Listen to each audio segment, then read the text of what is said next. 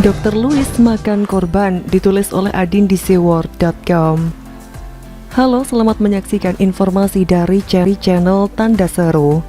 Sampai detik ini penyebaran COVID-19 belum bisa ditanggulangi, apalagi kini penyebaran virus ini masuk kategori lonjakan karena jumlahnya yang sangat besar. Karena lonjakan yang signifikan, pemerintah pun segera mengeluarkan kebijakan pemberlakuan pembatasan kegiatan masyarakat atau PPKM Darurat Jawa Bali 3 sampai dengan 20 Juli 2021. Bahkan karena masih perlu waktu PPKM Darurat, menurut rencana akan diperpanjang. COVID-19 memang sangat menyebalkan karena penyebaran seolah dibantu oleh keinginan, kesukaan, dan kebiasaan masyarakat. COVID-19 ini menular melalui kerumunan, interaksi sosial, dan lainnya yang biasa dilakukan masyarakat.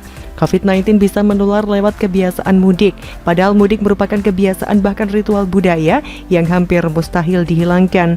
COVID-19 bisa menular lewat kerumunan, misalnya nongkrong, kajian, sekolah, dan sejenisnya. Padahal nongkrong merupakan kesukaan dan kebiasaan anak muda dan juga orang tua. Pengajian merupakan salah satu ritual agama sehingga sering dijadikan alasan agar pengajian tetap digelar karena untuk menuntut ilmu agama. Sekolah merupakan sarana untuk belajar. Selain itu, banyak orang tua murid yang menginginkan kembali belajar tatap muka karena sudah pusing mengajar anaknya yang ternyata sungguh merepotkan. Penularan COVID-19 melalui kebiasaan masyarakat sangat sulit dihindarkan. Apalagi banyak masyarakat yang tidak percaya COVID-19 sehingga mereka abai protokol kesehatan. Ada yang percaya COVID-19 tetapi mereka malas menerapkan protokol kesehatan. Jadi penularan COVID-19 ini banyak celah dan difasilitasi oleh kita sendiri.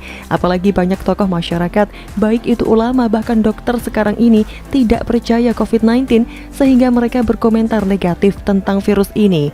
Pernyataan-pernyataannya berbahaya dan berpengaruh terhadap pola pikir masyarakat yang jadi korban ya masyarakat itu sendiri. Terkini ada seorang dokter yang menjadi kontroversi karena pernyataannya tentang COVID-19. Namanya Dr. Louis.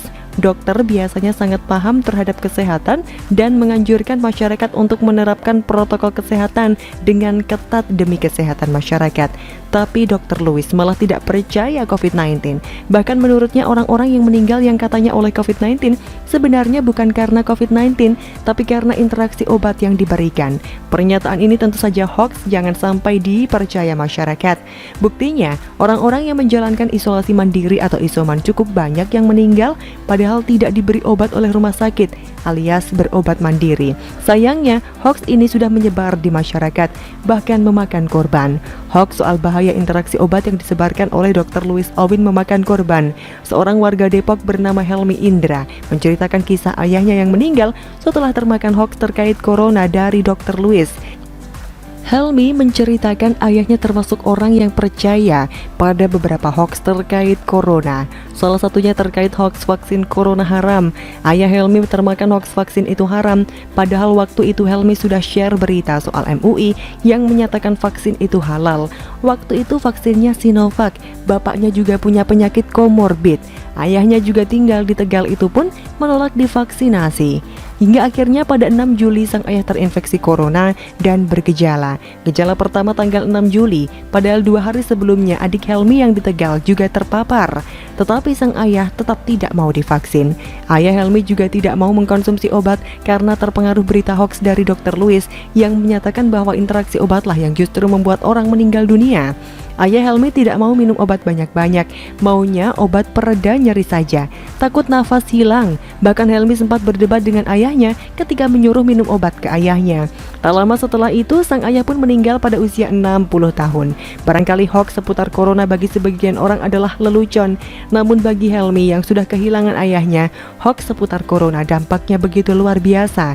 Duka yang menimpa keluarga Helmi harus dijadikan pelajaran. Kita selaku masyarakat harus cerdas dalam memilih informasi, apalagi informasi yang didapat dari media sosial. Jangan langsung percaya apalagi ikut menyebarkan, karena apabila berita tersebut bohong, maka kita pun ikut menyebarkannya. Jangan harus lebih bijak. Informasi tentang COVID-19 harus valid. Informasi yang benar harus diperoleh dari media terpercaya dan portal berita mainstream. Ya, dengan berita hoax, bagaimana komentar dari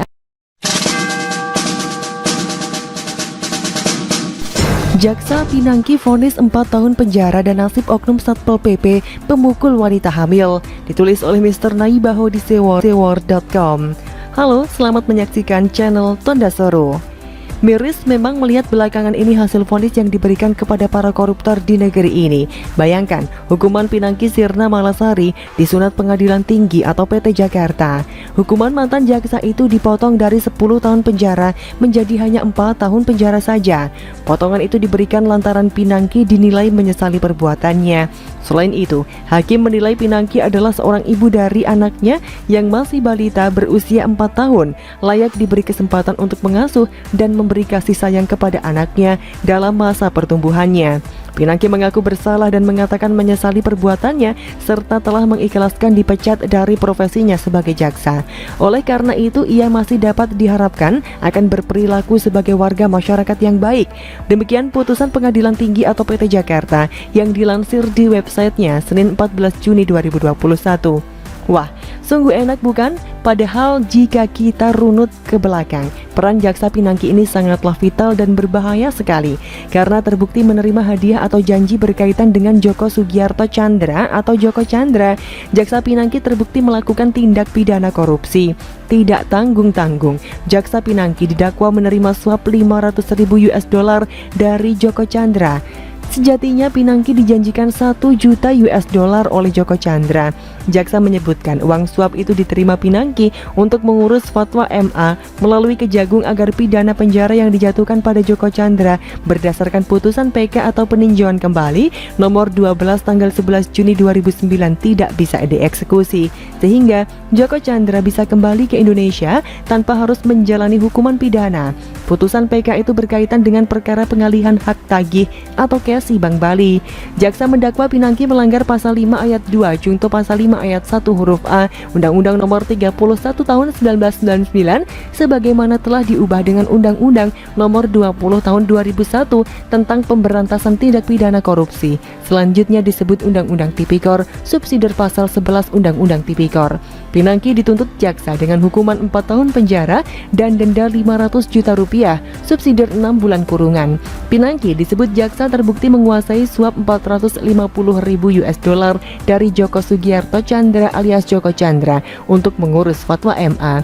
Jaksa Pinangki juga didakwa pasal 3 Undang-Undang Nomor 8 Tahun 2010 tentang pencucian uang serta didakwa terkait pemufakatan jahat pada pasal 15 junto pasal 5 ayat 1 huruf A Undang-Undang Tipikor subsidiar pasal 15 junto pasal 13 Undang-Undang Tipikor. Ya, begitulah perlakuan super eksekutif yang diterima oleh jaksa Pinangki. Belum lagi pembelaan terhadap Pinangki yang katanya telah memberikan sesuatu kepada negara berupa mobil yang dirampas. Tapi mobil itu kan hasil korupsi, bukan? Beda perlakuan yang diterima oleh jaksa Pinangki, beda pula yang dirasakan oleh seorang wanita hamil, pemilik kafe di Goa, Sulawesi Selatan. Pemukulan itu dilakukan oleh seorang Satpol PP yang merasa benar walau seharusnya salah karena mendatangi sebuah kafe tempat si wanita hamil dan suaminya membuka usaha dan kenyataannya usaha kafe tersebut tidaklah beroperasi atau sudah selesai beroperasi seperti keterangan pemilik kafe.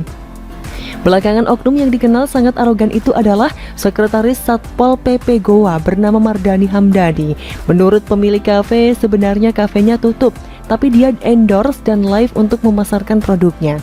Saat itulah oknum Satpol PP ribut dengan istri dan suaminya dan melakukan penamparan terhadap suami istri tersebut. Padahal sang istri pemilik kafe dalam keadaan hamil tua, mengalami pelecehan dan berpotensi mengalami sakit kandungan yang dilakukan oleh oknum Satpol PP tersebut. Yang anehnya lagi, pegawai Satpol PP belum ditahan, belum dicopot dari jabatannya dan belum mendapatkan tindakan tegas dari atasannya.